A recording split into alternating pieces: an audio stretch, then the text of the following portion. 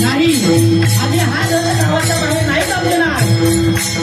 तुला जर गावाच्या बाहेर न्यायचा ना तर आमचा प्राण घ्यावा लागेल आमचा प्राण गेला तरी चालेल पण आम्ही आमच्या भगवंताला या गावाच्या बाहेर नाही जाऊ